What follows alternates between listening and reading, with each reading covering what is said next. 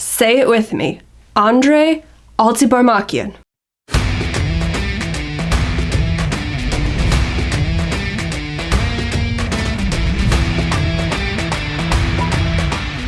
Welcome to From Center Ice. My name is Courtney, and this weekend we had the 2021 Tom Kurvers Prospect Showcase in Minnesota. The Blackhawks Prospects and the Minnesota Wild Prospects faced off in 2 games, one on Friday night and one this afternoon, being Sunday. And the Blackhawks lost both of them after holding leads in the third period of both games. We are off to a fantastic start this season, and this is why I drink. Because I mean, really, what else would have possibly happened? This is the Blackhawks / IceHogs we are talking about here. Okay, I'm not here to be negative because I really didn't gather negative things from this weekend as a whole, but I did think it was kind of funny that they did lose both games after holding leads, but you know, that just is what it is. And yes, I am sick. I am sorry, you're just gonna have to deal with it. Because I have to deal with it, so the least you could do is just listen to me talk. It's almost gone though, so hopefully in the next video or next podcast, whichever comes first, I will be sounding back to normal. Anyway, the roster for the Prospect Showcase this weekend featured 13 players who appeared in the Rockford IceHogs lineup last season. Those players included Andrei Altybarmakian. Really, it's not hard to say. It's actually very easy to say. Yes, it's a very long name, but it's an easy name to say. Why can't anybody get it right? Andrei Altybarmakian. It's not hard!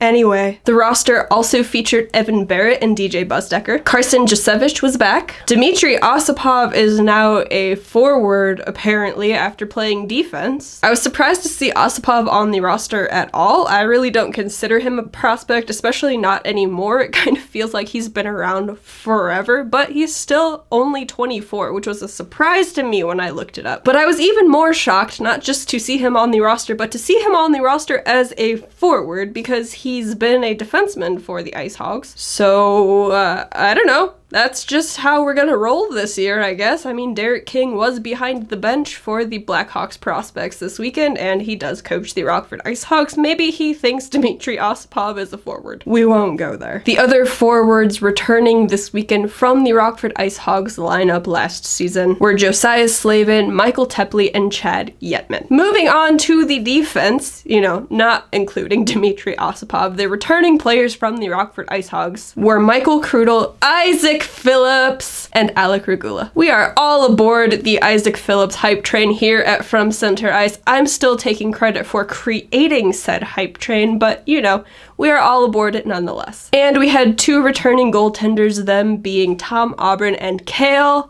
Morris. We are also all aboard the Cale Morris hype train. Now, 13 players does not make a complete lineup, so clearly there were new players as well. Some of those are Blackhawks draft picks, some of them are free agent signings, whether with the Blackhawks or with the IceHogs. Here are their names. At forward, we have Colton Dach, yes, the brother of Kirby Dach, Mike Hardman, Cale Howarth, Jalen Lipin, Jakob Poor, and Lukas Reichel. Lukas Reichel was the 2020 first-round draft pick of the Chicago Blackhawks. At defense, we have the 2021 first-round draft pick of the Chicago Blackhawks in Nolan Allen. We also had Louis Crevier, Ethan Del Mastro, and Jacob Galvis. And in goal, we have Swedish UFA Arvid Soderbloom. So that is the roster for the rookie showcase that we saw this weekend. Moving on to Friday night's game, the starting lineup for your Chicago Blackhawks. We have Arvid Soderbloom in net. He played the entire game on Friday. At forward, we had a starting line of Lukas Reichel, Colton Dach, and Dimitri Ossopov at forward once again. And on the blue line, we had a starting line of Alec Regula and Isaak Phillips, as it should be. Minnesota got on the board first on the power play. The Blackhawks got on the board on the power play. DJ Busdecker scored the first goal of the tournament for the Blackhawks. He came out of nowhere for the IceHogs last season. He signed as a free agent. He had kind of a slow start to the season, but he wasn't bad by any means. But as the season was ending,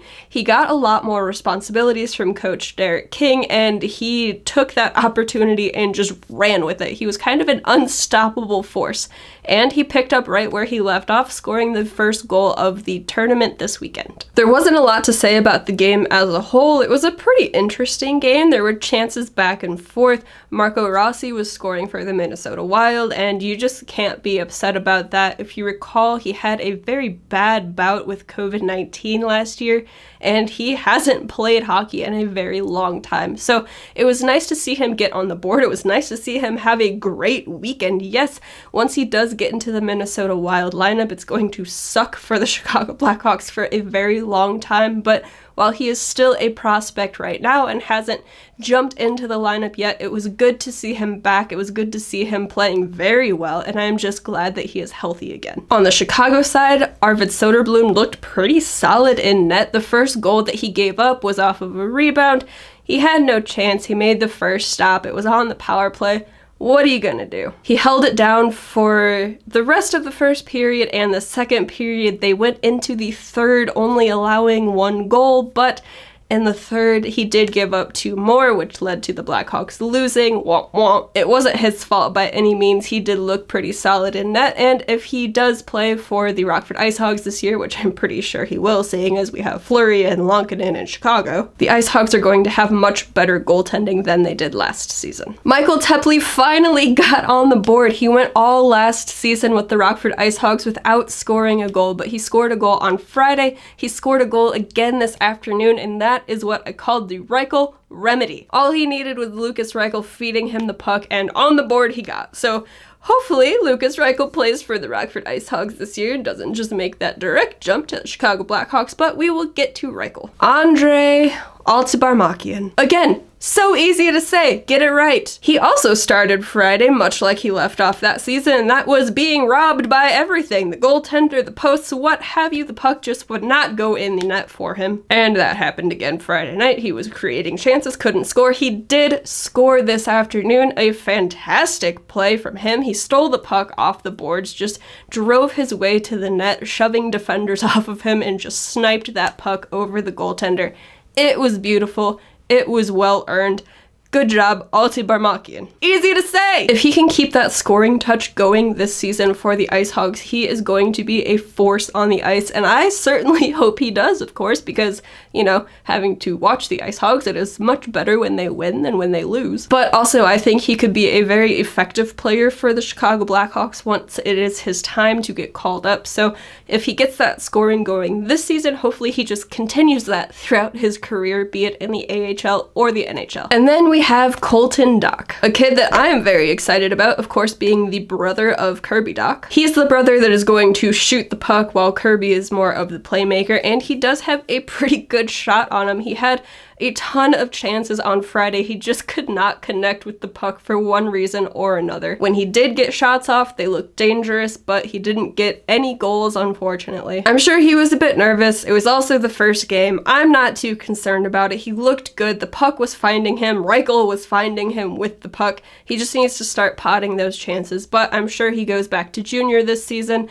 He will get a chance to get that scoring machine going, come over to the AHL at some point, and then hopefully make that jump to the Blackhawks to play with his brother. On Sunday, he was holding on to the puck a bit more. He was getting a couple more shots off, or better shots, I will say. I didn't have a shot counter in front of me. They didn't even want to show us the score on the board, but it's a prospect tournament. What more can you really ask for? He looked good. He looks like he has some chemistry with Reichel already, but then he did get fed a lot of fists when he got into a fight. It was more of him just being a punching bag rather than it being a fight. But you know, that brings me to Lukas Reichel. And while this afternoon he didn't look as effective as he did on Friday, and I just say that because on Friday he was doing absolutely everything. The kid was the best player on the ice. I would say on Sunday it was probably Marco Rossi or Matt Boldy for Minnesota, so we'll focus more on Friday when it was our guy who was the best on the ice. He's a lot faster than I expected him to be. He moves the puck around a lot faster than I was expecting. It's like it was just hopping off of his stick like a hot potato. It was Just crazy how quickly he was moving the puck. Patrick Kane will have a lot of fun playing with this kid. He was also responsible in his own end defensively. He was around the net a few times, kind of helping out his defensemen, and while he did have center duties this weekend, so that's kind of his job, he did it well. He was also winning face-offs. That's right, winning face-offs. If he can continue that against NHL players, he's making the jump to Chicago immediately because the Blackhawks need help with that. Lukas Reichel is exciting. He's the best prospect that the Blackhawks have, and I can't wait to see more of him. Be that in Rockford, be that in Chicago. I would love to see him in Rockford, but you know, after this weekend, I wouldn't be surprised if he did make that jump. Either way, I'm excited to see more of him because he put on a fantastic showing this weekend. There are a couple of other guys I would like to touch on as well, one of those being Louis Crevier. This kid is 6'8". He's massive. He's got a hard shot. If he can put that game together at an NHL level, watch out. Not saying he's gonna be Zdeno Chara over here. That's the obvious comparison due to his height. But for a kid that size, his skating was very fluid. And he also wasn't slow. I had no idea what to expect out of him, but I was impressed, and he certainly earned my attention, and I would like to see more of his game. Josiah Slavin was all over the ice, much like he showed last year in his brief stint with Rockford after he came over once his college season concluded. With a full season coming up for him in the AHL, I think he's going to have a big year for the IceHogs, and I certainly would not sleep on this kid. Jakob Poor was a name that we heard more on Sunday rather than Friday, but he stood out in a very good way today. The puck was finding him, he was creating plays, he was getting shots off. I think he may have picked up an assist, but I don't really recall. It was hard to keep track of all of the names that were factoring in on these goals other than just the goal scorers. And of course, on the back end, you have our reliable defensemen in Isaak Phillips and Alec Regula. Neither of them had a bad weekend by any means. They played more so the way you would expect them to play, so they weren't as flashy or standoutish as some guys that we haven't seen play before. But I will say that they did not stand out in a bad way, so I will call that a win for the two of them, and especially today, Alec Regula was really getting that shot off, especially on the power play. And if he keeps doing that, he's going to put up some decent points for the IceHogs this season. And since Arvid Soderbloom got the whole game on Friday, Cale Morris and Tom Aubrun split goal duties today. Both of them looked very good. Both of them came up with some huge saves. It's going to be a very interesting goaltending battle in Rockford this year. You don't know who's going to take that #1 spot. Arvid did get a whole game compared to the other two who only got half games, but those two did play in Rockford last year. Derek King kind of knows what he has, so I don't know if Soderbloom getting a whole game is an indicator that he's the starting goaltender, or if it's just that Derek King wanted to see more of what he has in him. I guess we will just have to wait and see. If it was up to me, Cale Morris would be the starting goaltender, but we all know this already. So those are just my brief observations from this weekend. I will have more thoughts and observations typed up and written out over on FromCenterIce.com. You can go check those out whenever those get posted later this evening, most likely.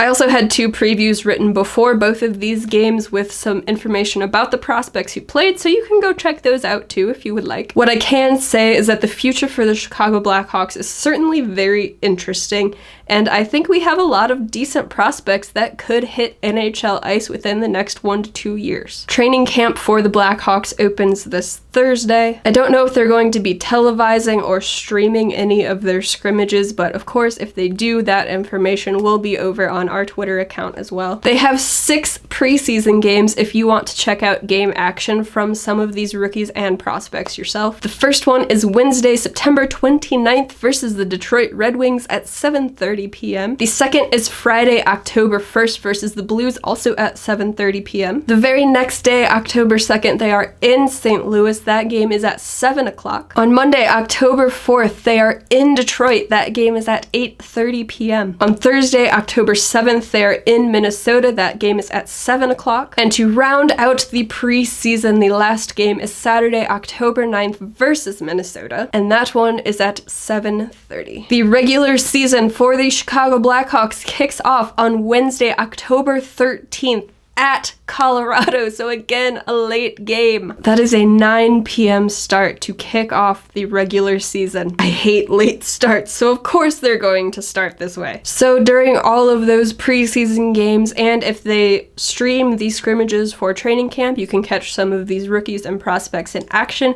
If you would like to see more game action from them, watch the IceHogs! You had to know that was coming, right? That is the best way to watch Blackhawks prospects. Imagine that! Their AHL team being the best way to watch Blackhawks prospects. Wild! If you are not in the Rockford region to go to IceHogs games, you can watch them on AHL TV online. Streaming packages are available to purchase now. I believe the website is watchtheahl.com. I promise you it's legit. I just bought the whole season package for the IceHogs myself. The regular season for the Rockford IceHogs opens up on Friday, October 15th at Grand Rapids. They play again the next night, October 16th in Chicago. Their first home game of the season is Saturday, November 6th versus Grand Rapids. Yes, they go the whole month of October without playing at home, which sucks, but they're doing renovations to the BMO Harris Bank Center. That is why. That is all for me about this weekend, my friends. Hockey is in the air. It was on my screen. NHL hockey is that much closer. AHL hockey is that much closer.